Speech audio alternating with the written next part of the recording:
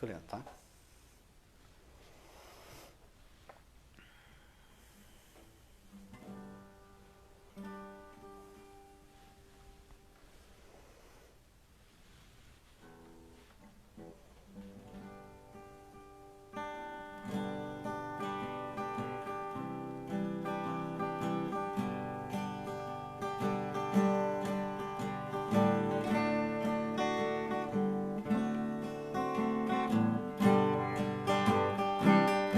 A minha vida unicamente se tornou a busca do amor e paz que não achei, mas Cristo vida e alegria me legou, e eu em seus caminhos sempre andarei. O dia mais feliz da vida que ele foi, em que Jesus a minha vida transformou. O dia mais feliz da vida que ele foi, em que Jesus a minha vida transformou, ousando alegrias e prazeres vãos, perambulava sem achar o Salvador. Meu coração sem paz e sem consolação só encontrou em Cristo nosso Redentor. O dia mais feliz da vida que ele foi, em que Jesus a minha vida transformou. O dia mais feliz da vida que ele foi, em que Jesus a minha vida transformou. Feliz e alegre hoje posso caminhar. Jesus me libertou e encheu meu coração. E quando hoje em meu passado eu pensar, somente graça e louvor eu hei de dar. O dia mais feliz da vida que ele foi, em que Jesus a minha vida transformou. O dia mais feliz da vida que ele foi, em que Jesus a minha vida transformou.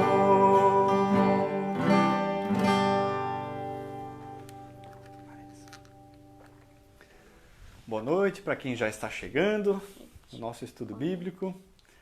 Dentro de 1 minuto e meio, 2 minutos, nós daremos início ao estudo dessa noite. Boa noite para quem já está dizendo aí boa noite também no nosso chat. Sejam todos muito bem-vindos.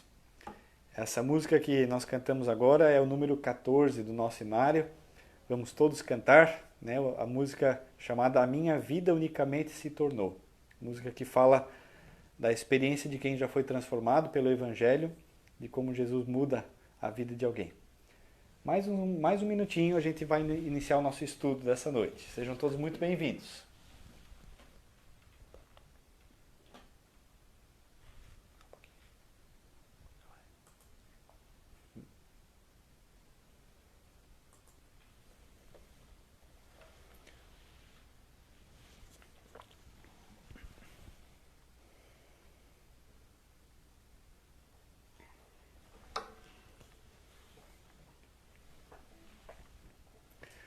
Boa noite.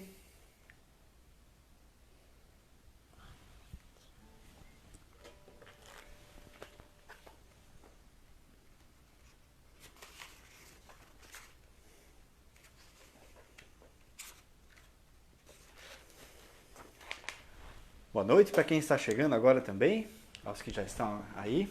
Nós queremos dar início ao nosso estudo bíblico dessa terça-feira especial, onde nós mais uma vez podemos estudar a Palavra de Deus. E antes de nós começarmos o estudo, Marta está dando boa noite aqui também, né? Boa noite. Antes de nós iniciarmos com mais um hino, nós ainda queremos ter um momento de oração. Marta, você gostaria de orar? Marta vai orar com a gente. Vai aqui mais pertinho para ouvir no microfone aqui. Obrigado, Senhor, cuide agora nesse estudo bíblico e também que seja bom. Amém. Amém, Senhor. Pode sentar lá. Boa noite para quem está chegando agora. Também nós vamos cantar o número 35 aqui do nosso cenário. Vamos todos cantar, que é o hino Bem de Manhã, Embora o Céu Sereno. Número 35.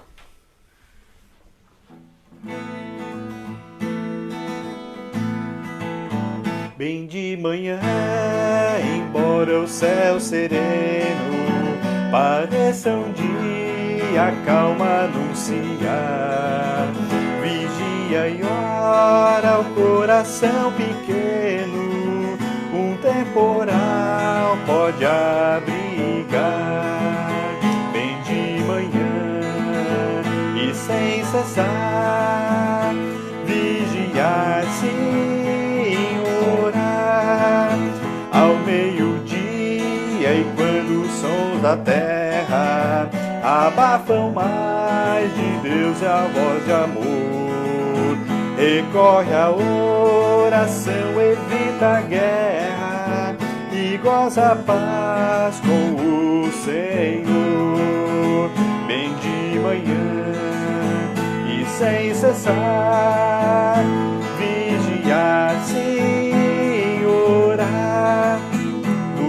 ao fim, após os teus lidares, relembra as bênçãos do celeste amor e conta a Deus prazeres e pesares, deixando em suas mãos a dor. Bem de manhã e sem cessar, vigiar-se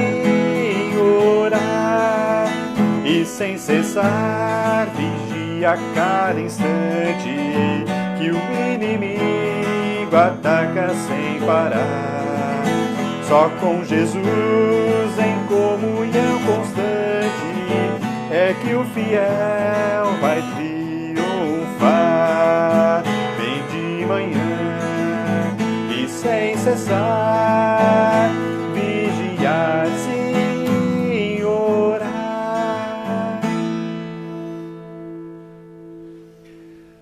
Boa noite também para quem está chegando agora. Nós cantaremos ainda o número 20 aqui do nosso cenário. Vamos todos cantar. Número 20, ao findar o labor.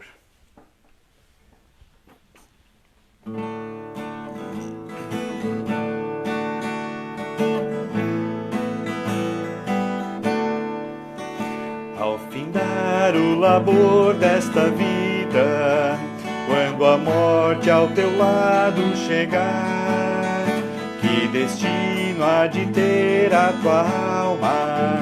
Qual será o futuro teu lar? Meu amigo, hoje tu tens a escolha, vida ou morte, qual vais aceitar? Amanhã pode ser muito tarde, hoje Cristo te quer libertar.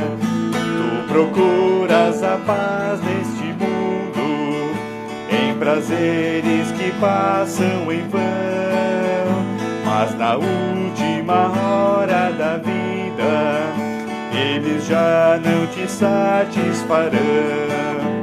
Meu amigo, hoje tu tens a escolha, vida ou morte, qual vais aceitar? Amanhã pode ser muito tarde, hoje Cristo te quer livrar. libertar. Por acaso tu riste, ó amigo, quando ouviste falar de Jesus? Mas é só Ele o único meio de salvar pela morte na cruz. Meu amigo, hoje tu tens a escolha, vida ou morte, qual vais aceitar? Amanhã pode ser muito tarde, hoje Cristo te quer libertar. Tens manchada a tua alma e não podes nunca ver o semblante de Deus. Só os crentes com corações limpos poderão ter o gozo nos céus. Meu amigo, hoje tu tens a escolha, vida ou morte, qual vais aceitar? Amanhã pode ser muito tarde, hoje Cristo te quer libertar. Se decides deixar teus pecados e entregar tua vida a Jesus, trilharás sim na última hora um caminho brilhante de luz. Meu amigo, hoje tu tens a escolha, vida ou morte, qual vais aceitar? Amanhã pode ser muito tarde, hoje Cristo te quer libertar.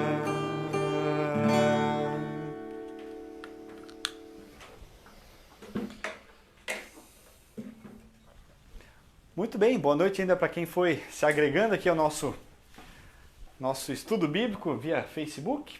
Muito bom que nós temos essa ferramenta, né? Já que nós não podemos nos encontrar presencialmente.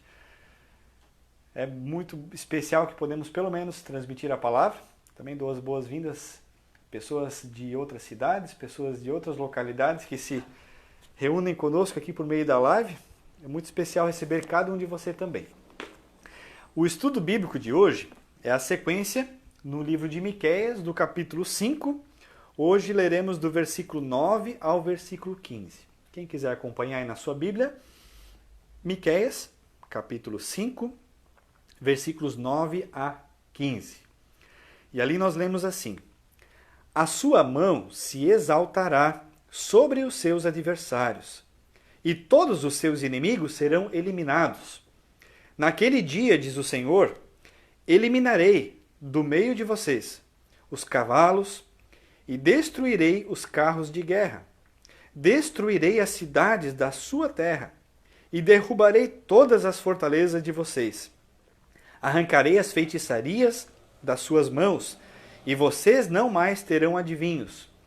Do meio de vocês eliminarei as imagens de escultura e as colunas, e vocês não mais se inclinarão diante do que fizeram com as suas próprias mãos. Eliminarei do meio de vocês os postes da deusa Azerá, e destruirei as cidades de vocês. Com ira e furor eu me vingarei das nações que não me obedeceram. Até aqui a palavra do Senhor, nessa noite, e nesse estudo bíblico, dando sequência aqui ao livro de Miqueias. Palavra que eu penso ser muito especial também, que vem na sequência, é importante relembrarmos, né, o finalzinho, assim, ou a síntese da semana passada, onde Deus prometeu que mesmo que o seu povo seria atacado, mesmo que as fortalezas de Jerusalém seriam invadidas, Deus não deixaria que o seu povo ficasse em ruínas. Bem pelo contrário, aqueles que se identificassem com o Messias, né, aqueles que se identificassem com o ungido, com o escolhido de Deus, experimentariam a salvação, o livramento. E esses geralmente são uma minoria. Por isso o texto da semana passada também falou do remanescente de Jacó, ou seja, a sobra, né, a rapa do tacho do povo de Deus, são aqueles que, por meio do qual Deus fará cumprir, Deus fará concretizar o seu plano sobre a terra, tanto no seu povo quanto com os demais povos da terra, com as demais nações. E a palavra que o seu povo, que o remanescente de Jacó, teria para as outras nações, seria uma palavra de graça e de juízo. A mesma palavra, nós vimos na semana passada, ela serve como graça para uns e juízo para outros. E a diferença desse duplo desfecho, ou desse possível duplo desfecho, está nas mãos de quem? Está nas mãos de quem ouve a palavra e aceita, ou ouve a palavra e a rejeita. Então, na verdade, Deus convida, Deus não força a barra com ninguém, Ele convida pessoas a o amarem, a experimentarem, a se identificarem com o Messias, e Deus não força a barra com ninguém. Ele convida e Ele deixa a porta assim aberta.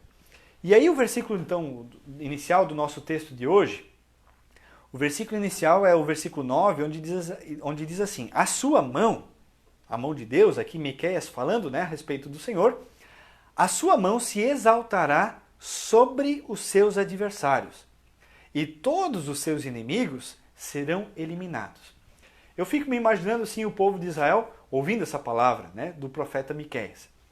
É bom ouvir que os nossos inimigos vão ser destruídos, né? É bom ouvir que os adversários, aqueles que provocam o mal, aqueles que maquinam o mal, como nós vimos também na semana passada, como muitas vezes os assírios faziam, né? Um povo que maquinava o mal. Assim como nós temos hoje ainda também pessoas que agem dessa forma com o povo de Deus, com os cristãos. Gente que parece que vive para maquinar, para criar estratégias para prejudicar aqueles que querem viver santo, aqueles que querem viver diferente deles. Então, e aí quando vem agora essa palavra, onde é dito assim, a mão de Deus, né, se exaltará, ela será levantada. Sobre quem? Sobre os adversários.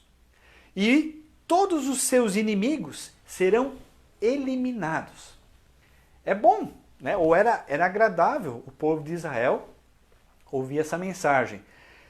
Talvez assim, pensando para a nossa vida hoje, também num primeiro momento, se nós aplicássemos essa palavra para nós, seria muito bom se nós ouvíssemos a palavra vinda de Deus, assim, né? Olha, tudo que causa prejuízo na tua vida vai ser eliminado.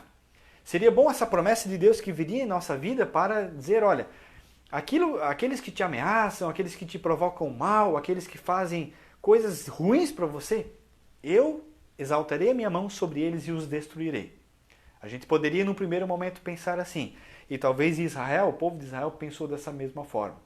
Só que a sequência do texto, para mim, é muito especial.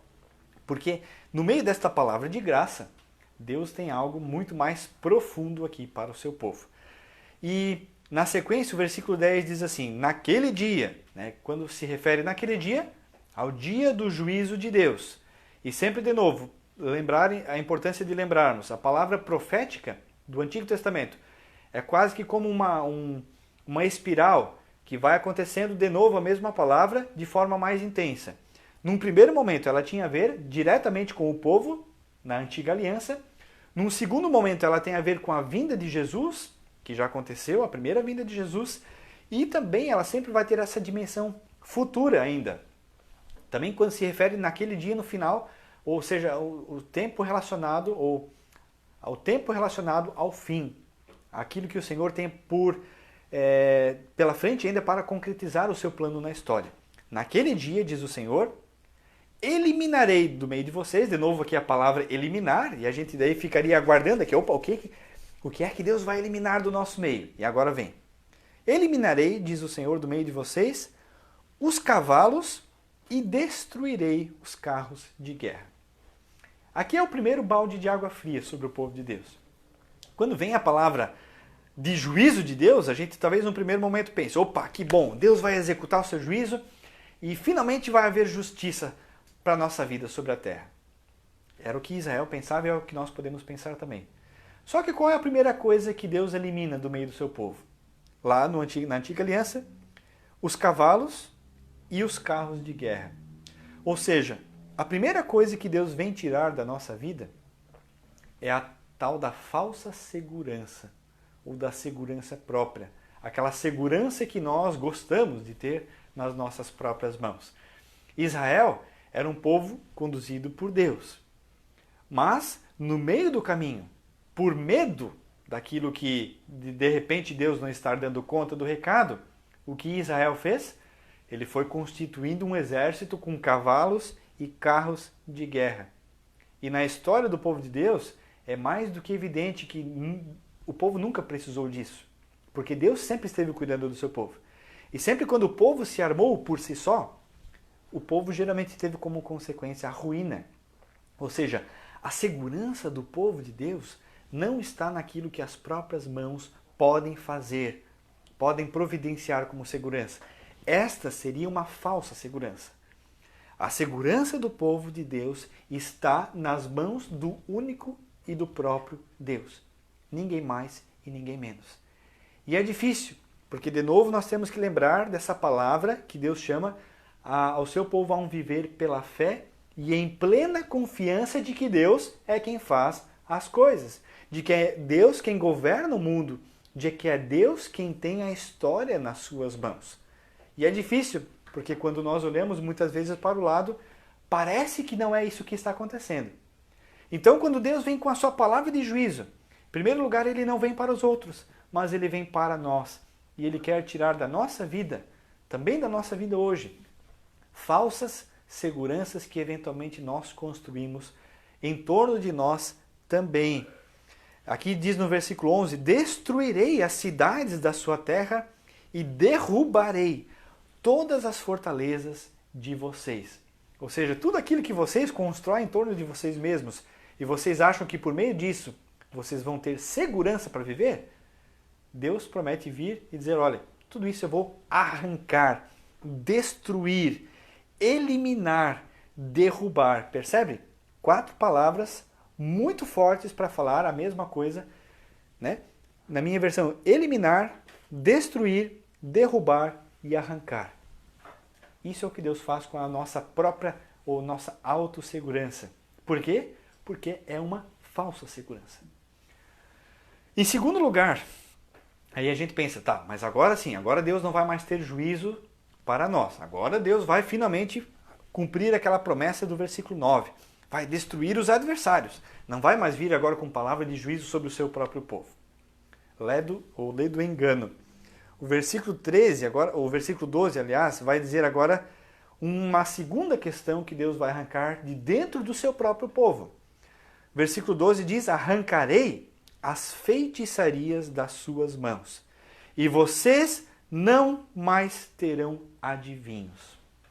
Ou seja, se em primeiro lugar Deus vai arrancar a falsa segurança, agora, num segundo momento, Deus vai arrancar a falsa ajuda que está oculta. Na palavra que nós usamos hoje, nas ajudas que vêm do ocultismo, que são falsas, porque ajudas que vêm do ocultismo não vêm de Deus. E se não vem de Deus, não é de alguma coisa neutra que tem ainda pelo nosso mundo. Se não vem do Senhor, vem do inimigo do Senhor, que é o próprio Satanás, que é o próprio diabo. Ajudas do âmbito do ocultismo. Tem na sua fonte, tem na sua origem as forças do inferno e do diabo. E Deus vai dizer, também estas forças eu vou arrancar das mãos de vocês. Eu arrancarei as feitiçarias das suas mãos, vocês não mais terão adivinhos. E aqui se nós abrirmos o leque do ocultismo, isso daqui é algo muito extenso e muito profundo, porque tem muitas ramificações diferentes, às vezes até algumas coisas que a gente acha que são ingênuas, que isso não faz mal, que isso não vai ter influência na nossa vida. Mas tudo que nós temos de ajuda, ou de algo que se oferece como ajuda, mas que não tem origem no poder de Deus, poderíamos incluir aqui dentro da palavra ocultismo. Por que ocultismo? Porque são forças que vêm das trevas. E se vêm das trevas, estão na escuridão. E se estão na escuridão, não estão sob a luz. E essa luz é Jesus. E se alguma coisa não pode estar diante de Jesus, que é a luz, elas são das trevas. E se são das trevas, são do inimigo de Deus.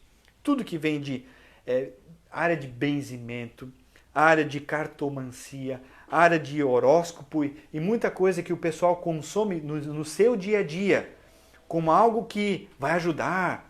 Mas isso vai ajudar, isso não faz mal. Benzimentos, né? Todo esse costume que se enraizou na nossa sociedade e até misturado com religião, aparentemente cristã, porque em muitos destes lugares ao nome de Deus sendo anunciado, e às vezes até o nome do próprio Jesus, e até pessoas usam a desculpa, mas lá eles rezam o Pai Nosso. Nada disso adianta, porque se algo não está diante de Jesus, que é a luz, esse algo é das trevas. E se é das trevas, é do inimigo de Deus, é do inferno, é de Satanás, e não é da vontade de Deus. São muitas as palavras bíblicas, já na Antiga Aliança, já no livro de Deuteronômio. Por quê? Porque desde o início, o povo de Deus, lá já na Antiga Aliança, teve esse costume, onde Deus muitas vezes mandou tirar e arrancar fora e jogar fora aquilo que vinha como práticas religiosas de outras culturas. Deus mandou, como assim, tirar a erva daninha do meio do seu povo? Muitas vezes Israel misturou as coisas e caiu na idolatria, como nós vamos ver na sequência também, por não ter a coragem de tirar para vai que isso ajuda. E aí, com o passar do tempo, aquela raizinha que ficou lá, ela brotou e ela danificou o povo profundamente. E existem até relatos da arqueologia, de pessoas que pesquisaram, e no meio de Israel se acharam em vários lugares amuletos e outras coisas que tinham a ver com culturas pagãs da época, que vinham do ocultismo. Isso lá nos tempos antigos, como eu já mencionei antes, nos nossos dias talvez isso tenha outras formas e outros nomes, mas que são feitiçarias e que vêm do mundo da adivinhação, e que por isso estão no âmbito do ocultismo e não estão no âmbito da vontade de Deus. Tudo que nós temos como práticas religiosas vinculadas a espiritismo, a outros ismos que temos por aí, como eu já disse antes, não quero entrar nos pormenores de cada um nessa noite, mas tudo aquilo que não subsiste diante da palavra de Deus e da luz que é Jesus, tudo isso vem do inferno e vem das práticas diabólicas que Deus abomina. E por isso que Deus promete que estas coisas serão arrancadas por suas mãos do meio do seu povo. Às vezes essas coisas começam na infância, de forma sutil, né? Com práticas que às vezes os filhos aprendem na escola. Quando cai o dente, daí o amiguinho diz, você fez um pedido, colocou o dente lá debaixo do travesseiro, né? A fada do dente vai vir de noite, e se você fizer um pedido, aquilo vai acontecer. Ou às vezes aparece uma feridinha na mão, e aí alguém manda passar alguma coisa e jogar para trás, percebe? Ou gestos que às vezes nós temos de uma forma ingênua no meio das crianças e que talvez até nós praticamos também. Vou fazer figa porque dá sorte. E por aí vai. Por isso que, como eu já mencionei antes, as práticas do ocultismo elas estão enraizadas na nossa sociedade e em muitas comunidades. E elas estão misturadas às vezes com a palavra de Deus. Só que palavra de Deus que não é 100% palavra de Deus, não é palavra de Deus. Palavra de Deus que é 99% palavra, mais 1% de coisas ocultas, não vem da vontade de Deus, porque estão ligadas a práticas ocultas.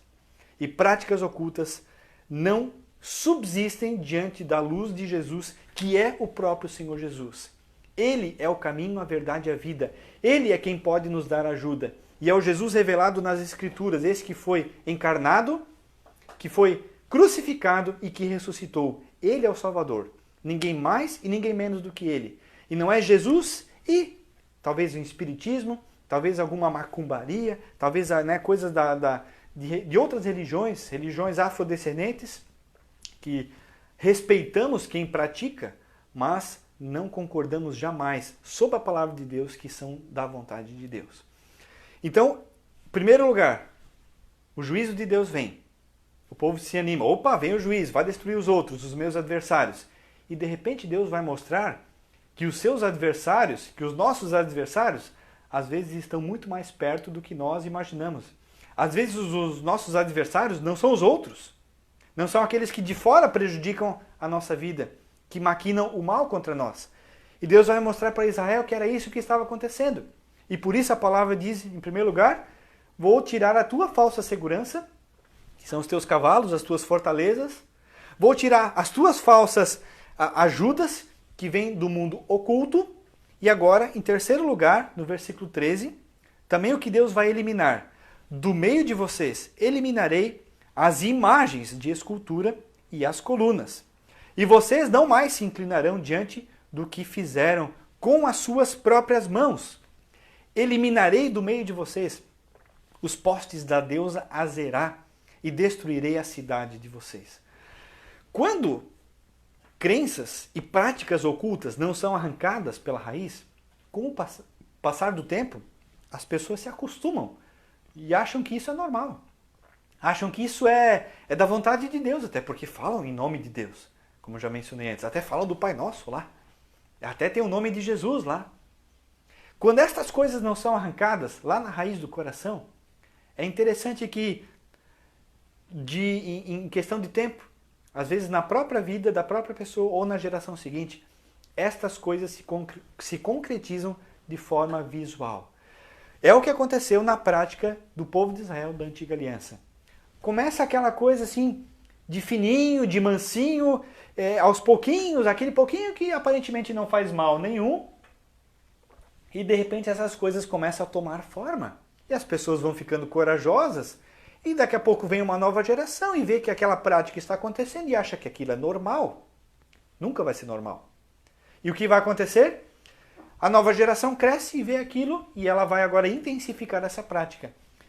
Aquelas práticas ocultas lá no início do povo de Israel, o pessoal achou que não fazia mal. E de repente as estatuetas, que eram pequenininhas e que ficavam escondidas dentro de casa, entre aspas, nos guarda-roupas, né? nos locais que as pessoas que viviam muitas vezes em tendas guardavam suas roupas ou seus mantimentos, de repente aquelas estátuas não foram tiradas, aquilo não foi arrancado do meio do povo e elas cresceram, entre aspas.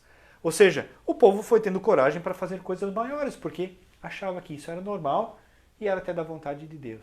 E de repente as esculturas que agora eram pequenas começaram a se tornar postes, começaram a se tornar grandes. E chegou a um ponto na Antiga Aliança, se nós lemos a história dos reis de Judá, por exemplo, rei Manassés chegou ao ponto de construir um poste a deusa Azerá dentro do templo de Deus. Aquele templo lá que Salomão construiu, com todo o esplendor, com o cuidado e a direção de Deus, dentro dele foi colocado, numa fase do povo de Deus, postes ídolo de outras religiões, de outras práticas pagãs que faziam parte do mundo que circundava, que estava ao redor do povo de Israel. O mal que não é cortado pela raiz, ele brota e ele vai crescer e ele vai dar fruto. E ele vai ser um fruto venenoso e destrutivo para o povo de Deus. E se acontece isso para o povo de Deus, o povo de Deus é formado por indivíduos, por pessoas, por seres individuais. Ou seja, quando uma prática se torna uma prática de um povo, significa que ela começou por alguém, por uma ponta, em algum local. E começa onde? Começa no coração. Alguém uma vez até disse que o coração humano é uma fábrica de ídolos. E não necessariamente só dos ídolos que tomam forma e são visíveis, mas ídolos talvez que nós vamos colocando como o nosso ponto de confiança. Aquilo às vezes começa devagar e primeiro vai tendo essa falsa segurança própria e às vezes se torna algo oculto e de repente vem à tona e cria forma. Em forma de esculturas e daqui a pouco nós estamos nos inclinando e daqui a pouco estamos fazendo coisas com as próprias mãos. Coisas que talvez até no passado abominávamos também, que nós detestávamos também. O que eu quero dizer com isso? Que chega um ponto que Deus tem que vir para o seu povo e dizer, olha, eu vou eliminar, eu vou arrancar, eu vou destruir muita coisa que vocês têm como verdade, mas que não são verdade, porque são coisas destrutivas. E quando eu digo dessa forma, olha o versículo 15, com ira e com furor Deus vem. Aqui no versículo 15 vai se referir a um outro aspecto aqui do nosso texto ainda, que é importante. Mas percebe, Deus é um Deus sim de amor, mas quando ele vê o pecado acontecendo, porque exatamente o pecado causa mal à sua criação, à sua criatura, por isso Deus fica furioso, porque ele nos ama. E o que ele quer vir fazer, quer arrancar do meio de nós. E esse é o momento onde nós temos que nos perguntar. Uma coisa é a questão da antiga aliança.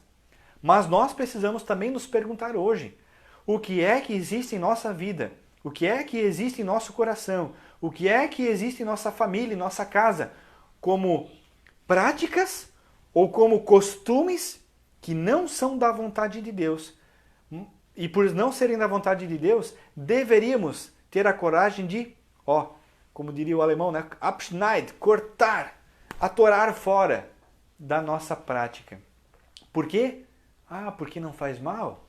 Pode não fazer aparentemente mal para você agora. Mas esse negócio que é pequeno agora vai crescer, vai nascer e vai frutificar e vai se tornar em desgraça para a tua vida e para a tua família e para os teus descendentes. Então não precisa esperar a palavra de juízo de Deus vir lá na frente e dizer, olha, eu vou destruir tudo porque chegou a um ponto insustentável. Como foi depois o caso da nação de Judá, de um país que Deus, o seu próprio povo, onde Deus teve que executar o juízo. Nós não precisamos deixar chegar nesse ponto. A palavra de Deus vem a nós e o que está nas nossas mãos, está nas nossas mãos cortar aquilo que não é da vontade de Deus. E quanto antes cortamos, melhor. Talvez eu cito alguns exemplos. Por exemplo, uma prática que é muito comum, talvez na vida de muitas famílias, a prática da mentira. Não vou entrar nos pormenores aqui do ocultismo. Vou pegar alguns exemplos apenas como prática de pecados que às vezes nem percebemos que são pecado, mas que são destrutivos. Mentira. Quantas são as vezes, talvez, que famílias têm o costume de agir com base na mentira? E uma mentira que é disfarçada de algo que não é tão maléfico. É uma mentirinha, né? Pai ou a mãe atende o telefone, toca o telefone e o filho atende o telefone e o pai e a mãe dizem, se for fulano de tal, diga que o pai ou a mãe não está, que os pais não estão. Aí estão ensinando o filho a fazer o quê? A mentir, né? Diga que o pai não está. Como assim diga que não está? Então, às vezes, sem querer, sem perceber, por falta de instrução, se ensina o filho a mentir. E depois, quando o filho mente em coisas maiores, aí o filho é mal educado. Sim, ele foi mal educado. Se eu ensinei ele a mentir. Se eu ensinei ele com práticas danosas, como mentira. E a mentira, quando ela se torna um vício na vida da pessoa, ela se torna destrutiva porque todas as conquistas que vão havendo na escola, daí o filho começa a colar nas provas porque acha que isso é normal, porque todo mundo faz, porque não é tão danoso assim, porque senão não vou passar de ano, e acha que isso é normal. E daí o filho começa a colar na escola e conquista a sua vida, né, essa passagem pela vida escolar na base da mentira. E aí depois vai para o trabalho, né, e começa a trabalhar e sempre na base da mentira. Sempre na base da mentira. Só que a mentira é uma bola de neve. E alguém uma vez muito sabiamente disse, não sei quem foi, mas acertou. A mentira tem perna curta. E por quê? Porque uma hora ela aparece. Uma hora ela aparece. E ela vem à tona. E quando ela vem à tona, geralmente ela vem de forma muito destrutiva. E às vezes nem se percebe aonde surgiu o problema. O problema surgiu muitas e muitas vezes onde? Lá atrás. Lá numa raizinha pequena que ficou e que não foi tirada e se instalou como uma prática comum. Assim é, como mencionei antes, na prática do ocultismo. Às vezes, a figa, não, o que vai ter demais? É um símbolo da sorte, né? O que vai ter demais se eu ensinar meu filho, quando estiver diante de uma decisão, torce, faz figa e deseja por sorte. Que mal isso vai fazer para a vida de alguém. Agora você está sendo exagerado, fundamentalista, tosco. Né? Deixa essas práticas se instalarem na vida da tua família, dos teus filhos, para ver a bola de neve que isso vai se tornar lá na frente. Onde o pouquinho não vai ser necessário e vai ter que se buscar mais e mais e mais na hora das grandes decisões da vida como ajuda. E um dia o diabo vai cobrar o preço da alma da pessoa. Isso é, quem lê a palavra vai perceber que é dessa forma. Então, corte o mal pela raiz. Eu muitas vezes tenho pensado e tenho dito em alguns locais, como é que se faz para roubar R$1 milhão de um banco, ou 10 milhões de reais que seja, como é que se faz para praticar um grande roubo num banco? Quando a gente pergunta isso, será que tem algum policial na área? Eu não estou ensinando ninguém a roubar 10 milhões, mas como é que se faz para roubar 10 milhões de reais? Começa a ensinar o filho a roubar 10 centavos. Ou começa a permitir que o filho roube 10 centavos e fique e dê risada disso e ache isso bonitinho. Ache que isso é normal. Pense que isso não tem nada a ver. ou deixa ele chegar em casa com alguma coisinha de um amiguinho da escola, uma borracha, um lápis. De onde é que veio isso? Ah, eu peguei lá do meu amigo.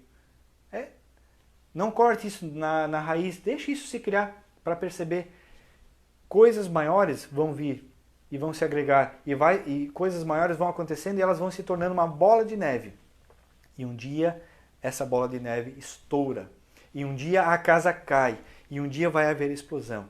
E aí a consequência, muitas vezes, é grande demais e é tarde demais para corrigir. O que Deus quer com o seu povo?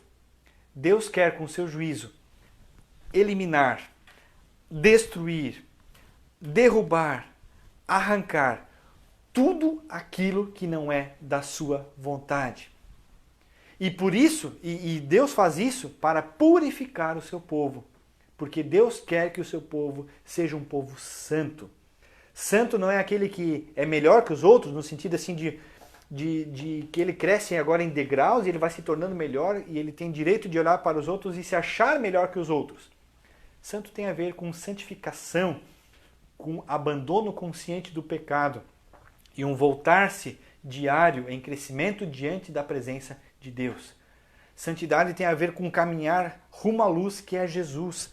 E quanto mais eu caminho para a luz, mais eu percebo que eu estou sujo. Porque se eu estou na escuridão, eu não vejo a sujeira que está na minha pele. Mas à medida que eu me aproximo da luz, eu percebo que eu estou sujo. E quando eu percebo que estou sujo, eu fico repugnando aquilo. Aquilo me causa repugnância e eu quero me lavar. É essa santidade que Deus quer. Deus não quer nos ver nas trevas, porque nas trevas nós estamos imundos do pecado, pelo pecado. Deus quer nos ver na luz. Por isso, quando Ele nos leva para a luz, nós vemos a sujeira e nós agora repugnamos aquilo. Um santo, como Deus é santo, repugna o pecado. E mesmo que nós não nos tornamos perfeitos e não conseguimos não pecar, mas o Espírito Santo de Deus está aí, exatamente para que nós podemos perceber que pecamos e não ficarmos naquela sujeira imunda do pecado, achando que aquilo é normal, achando que aquilo vai fazer bem, achando que aquilo vai nos levar a algum local. Não. O Espírito Santo de Deus, quando habita em nossa vida, faz com que nós abandonemos o pecado e percebemos o alerta de Deus que diz: eu quero arrancar isso da tua vida porque isso é danoso, porque isso vai te destruir. Então é isso que Deus quer fazer na nossa vida. E aqui ainda no nosso texto, é interessante que quando agora chega no versículo 15, é dito assim: com ira e furor eu me vingarei das nações que não me obedeceram. Fala aqui em vingança da parte de Deus. E quando a gente pensa assim, pô, mas Deus se vinga também? Sim, nosso Deus é um Deus de vingança. Mas não na vingança mesquinha que nós temos no nosso coração quando nós nos vingamos de alguém. Sim, porque nós somos mesquinhos. A gente quer devolver olho por olho, dente por dente, só que a gente não consegue ser justo. Se alguém fez o mal, eu quero fazer um mal maior para ele. Por isso que Jesus diz para eu não devolver o tapa que me foi dado. Porque ele sabe que nós somos mesquinhos, que a gente vai aproveitar a oportunidade para pisar bem mais na cabeça do outro, para dar o tapa muito mais forte do que o outro nos deu. Por isso que o convite nosso, ou a nós, é deixarmos a justiça nas mãos de um Deus que é justo. E esse Deus que é justo, ele se vinga, sim, das nações, aqui é dito. Eu me vingarei das nações que não me obedecerem. Qual é o conceito, o que nós temos por detrás do conceito da vingança do Senhor? Nós temos a justiça, aquilo que é justo. Deus não seria Deus se deixasse as coisas passar impunes, sem o seu devido, sem a sua devida consequência, sem o seu devido ajuste. E Deus sim é um Deus que ajusta as contas, de uma forma justa. Nunca Deus vai ser injusto com ninguém. Nunca Deus vai cobrar de alguém algo que Ele não deu oportunidade. Mas Deus sim vai colocar os pingos nos is. Lembrando que lá no início do nosso versículo 10, temos a palavra naquele dia, ou seja, no dia de Deus. Quando for da vontade do Senhor, Deus colocará os pingos nos is, Deus fará justiça a toda injustiça que foi feita. E a injustiça que é agora acertada por Deus, esta acontece de uma forma justa e não segundo a mesquinhez do nosso coração. O que nós vemos ainda de bem importante nesse texto aqui também, Já temos falado em alguns estudos nas outras semanas, para quem esteve, para quem não esteve eu repito, que Deus muitas vezes usou outros povos, nações vizinhas, para executar o juízo seu sobre o seu povo. Deus usou inimigos para executar o seu juízo sobre o seu povo. E agora, uma vez que Deus santifica o seu povo, que Deus depura, que Deus purifica o seu povo, Deus agora usará o seu povo para executar o seu juízo sobre as nações. E com isso, nós vemos que Deus, ele quer acertar contas com todos. E Deus não, e também outros povos, não caíram no esquecimento de Deus, mas eles estão no horizonte do agir gracioso de Deus, que usando o seu próprio povo, os chama ao arrependimento e à conversão. A mão de Deus se exaltará sobre os seus adversários, e os seus inimigos serão eliminados. Aqui vai falar dos inimigos internos, mas também agora dos inimigos externos, mediante o qual, ou por meio do qual, Deus usará o seu povo para executar com ira e o seu furor vingança diante das nações. O pano de fundo disso é esse Deus que tem um coração missionário, um coração que vai atrás, um coração que vai em busca, um coração que ama e que quer trazer outros para perto de si. Mas um Deus que é santo e não brinca, entre aspas, não brinca em serviço. Ele convida pessoas a um relacionamento. E aqueles que não aceitam, que não aproveitam as oportunidades, então elas são jogadas, elas são entregues a si mesmas. E a pior coisa da vida de alguém é quando alguém é entregue a si mesmo. Quando Deus agora não vem mais atrás dessa pessoa. Quando Deus não mais chama ao arrependimento. Quando uma pessoa é entregue a si mesma por Deus. Essa é a pior coisa que pode haver na vida de alguém. Nem a morte não é tão ruim. Esse é assunto para um outro estudo bíblico. Com isso tudo eu quero dizer o quê? Que Deus é Deus. Ele sempre foi Deus e ele sempre será Deus. E esse mesmo Deus, que conforme Hebreus fala, né, é o mesmo ontem, hoje e o será para sempre, é o Deus que nos convida a olharmos para a nossa vida a partir dos olhos do seu Espírito Santo e nos perguntarmos o que é que eu tenho que eliminar da minha vida que não faz parte da sua vontade para a minha existência. São falsas seguranças onde eu tenho buscado me alicerçar? São coisas de práticas ocultas do qual não fazem parte do agir de Deus e que eu tenho achado que isso é normal e que é da vontade de Deus? Ou até já são coisas piores que brotaram do ocultismo e se tornaram visíveis diante dos nossos olhos, que estão enraizadas e nos amarraram de tal forma que não conseguimos nos largar? Pois saiba que Deus tem poder para romper da nossa vida, para tirar da nossa vida tudo aquilo que não é da sua vontade. E se alguém tem o desejo de que isso aconteça, não fique esperando para amanhã. Amanhã pode ser muito tarde, como nós cantamos naquela música. Hoje Cristo te quer libertar. Ou seja, quando alguém ouve a palavra de Deus, também conforme o chamado, não endureça o coração. Se alguma coisa da palavra de Deus toca no nosso coração, nós não deveríamos deixar para depois, mas deveríamos agora juntar as mãos e romper em nome de Jesus com aquilo que não é da vontade de Deus. Quantas são as pessoas que muitas vezes nos procuram para conversar porque começam a ver vulto de noite, ou as coisas não estão dando certas na vida, ou está com um problema no casamento que não tem explicação, ou os filhos estão, né, tá acontecendo alguma coisa esquisita que não tem explicação. E quando a gente começa assim a mexer ali na ferida, nós vamos perceber que às vezes tem coisas enraizadas lá, às vezes de coisas que a pessoa nem lembra, ou coisas que ela nem sabe, mas foram feitas com ela. Pelos seus pais, pelos seus avós, pelos seus tios. Quantos são os pais, os avós, tios, padrinhos, que às vezes levam seus filhos para benzimento? É como estar levando seu filho para o próprio diabo, para o próprio inferno, achando que está levando para o bem. Porque vai ajudar, porque vai curar a feridinha dele? Será? Pode até curar, pode até ajudar, mas a pergunta é, com o poder de quem? E com o poder de Deus não é, porque estas práticas não são autorizadas, permitidas, avalizadas pela palavra. E se não vem de Deus, vem do inimigo de Deus, vem do diabo, vem do inferno. Então essas coisas, elas têm que ser rompidas. Tem que haver confissão disso, tem que haver arrependimento, tem que haver esse desespero. Senhor, me ajuda. E isso pode ser feito por qualquer um. Aonde você está, né, na experiência que você tem nesse momento, para que a luz do Senhor Jesus possa entrar nas trevas do coração e purificar. E a consequência é o quê? É libertação. E é a paz que excede todo entendimento. É a ausência de dificuldades adiante? Não, bem pelo contrário. Muitas vezes a vida vai piorar.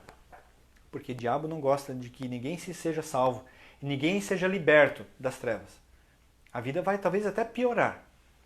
Mas o coração em paz diante de Deus não tem preço na vida que supere isso.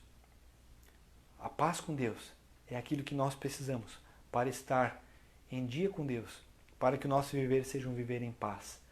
Não prejudicado pela ausência de Deus e não corrompido pelo poder das trevas, mas um viver que vive na luz de Jesus, para Jesus e com Jesus, e que agora a partir dele passa a ser luz para as outras nações, pelo meio do qual Deus executa também o seu juízo, e que Deus quer assim usar o seu povo para que as outras nações também possam alcançar o entendimento, ou no mínimo ter a oportunidade. Dificilmente outros se arrependem. Mas aqueles que são chamados ao arrependimento. Com essa palavra eu quero desejar que Deus te abençoe, nós queremos orar. E se tem alguém que eventualmente tem alguma prática que não é da vontade de Deus, que foi citada nesse estudo, junte as tuas mãos, se você quiser se ajoelhar, se ajoelhe, e não tenha vergonha de romper com o pecado. Vergonha é permanecer no pecado, achando que isso é certo só porque todo mundo está fazendo. Isso é vergonhoso diante de Deus. Então, junte as tuas mãos, converse com o Senhor e nós vamos orar. E se alguém quiser orar, ore junto conosco. Senhor nosso Deus, Tu conheces a nossa vida, Tu sabes do nosso coração. E Tu conheces muito melhor o nosso viver do que nós mesmos, Senhor. E Tu sabes também se tem alguém que está ouvindo essa palavra e que está ou esteve, até sem saber, envolvido em práticas que não são da Tua vontade, Senhor. Sejam práticas ocultas ou coisas até que já afloraram e que se instalaram, mas que vão destruir a vida dessa pessoa, Senhor. Se Teu Espírito Santo tem, Senhor, que Tu possas mover o Teu Espírito Santo e com o Teu dedo, com a Tua mão poderosa, arrancar da vida dessa pessoa aquilo que não é da Tua vontade, Senhor Deus. Que o pecado, que o poder das trevas não tenha poder sobre ninguém, Senhor. E que a Tua vontade seja soberana sobre o coração e sobre os pensamentos dessa pessoa. Que o diabo não tenha como tocar, Senhor Deus, na vida de ninguém. Mas que o Teu Espírito Santo possa purificar e que ali possa haver consciência do pecado, arrependimento e confissão para a vida eterna, Senhor Deus. Ó Deus, revela, ó Deus, manifesta aquilo que não é do Teu querer, no viver de cada um de nós. Se nós também temos buscado coisas no nosso viver que são falsas seguranças, Senhor Deus, falsas medidas que temos tomado como providência para o nosso viver, perdoa-nos, Senhor Deus. Perdoa lá onde se instalou a mentira, a fofoca, a ira, o adultério, o furto e quantas outras práticas pecaminosas que sabemos ou nem nos damos conta que é pecado, Senhor. Que Teu Espírito Santo revele e que nós possamos assim romper com isso que não é do Teu querer, Senhor. Que Tu possas mover, Senhor Deus, a partir da Tua palavra, a vida dessa pessoa e que ali possa haver libertação. Nós clamamos isso, Senhor Deus, e nós oramos em nome de Jesus. E pedimos, Senhor Deus, que Tu abençoes também o decorrer da semana que temos à nossa frente, o trabalho, o estar em casa para quem não pode sair de casa. Nós pedimos pelas pessoas idosas, Senhor Deus. Nós clamamos por aqueles que estão doentes. Nós pedimos pelos profissionais de saúde. Nós pedimos por todo o nosso país, por nossos governantes, Senhor Deus, pelas autoridades da nossa nação, que venham a ser revestidas com o Teu poder e ter sabedoria em agir segundo a Tua vontade, Senhor Deus. e que o mal não se instale em nosso país, maquinado ou disfarçado de bem, mas que o teu Santo Espírito dê discernimento às nossas autoridades para agirem segundo o bem, segundo a tua vontade e fazerem aquilo que é justo e correto para o teu povo, Senhor. Guarda-nos nesta noite, é o que nós te pedimos orando em nome de Jesus. Amém, Senhor. Gostaria de mais uma vez cantar o hino que nós cantamos agora, hoje, bem no início aqui da nossa live, e com isso nós encerramos o nosso estudo bíblico dessa noite. É o hino número 14 do nosso hinário. Vamos todos cantar. Quer vir aqui junto, Martin? O Martin também já vinha junto aqui para dar uma boa noite. O Martin está me ajudando aqui. Boa noite. Boa noite para todos, né? Nós vamos cantar o número 14 e assim que Deus abençoe a vida de cada um.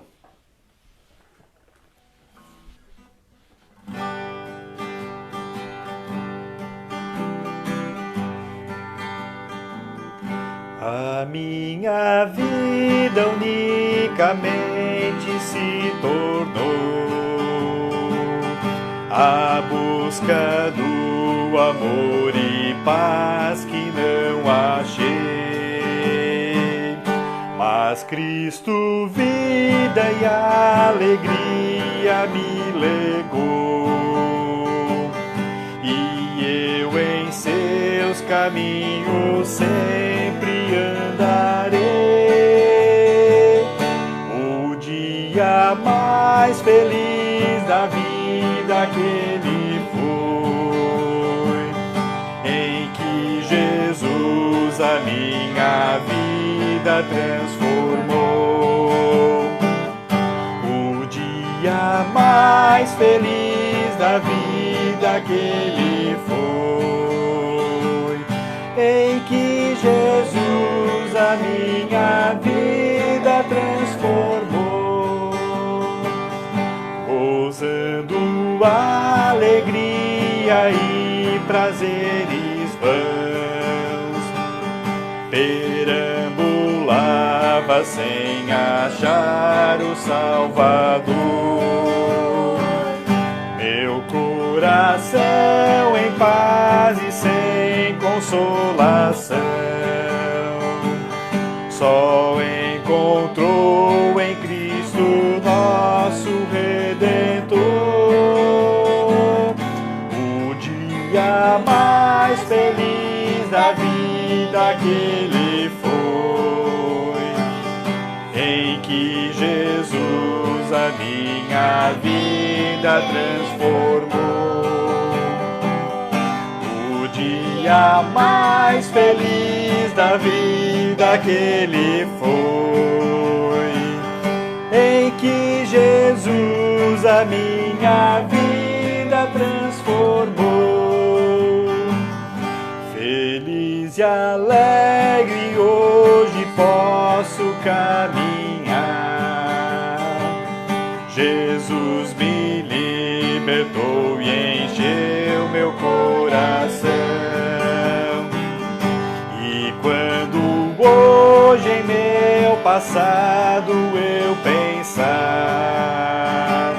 somente graça e louvor eu hei de dar.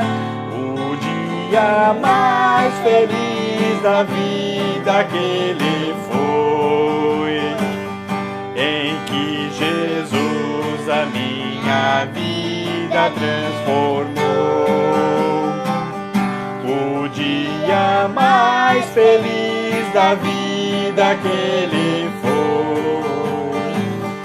em que Jesus a minha vida transformou. Uma abençoada noite e uma abençoada semana a cada um. Boa noite.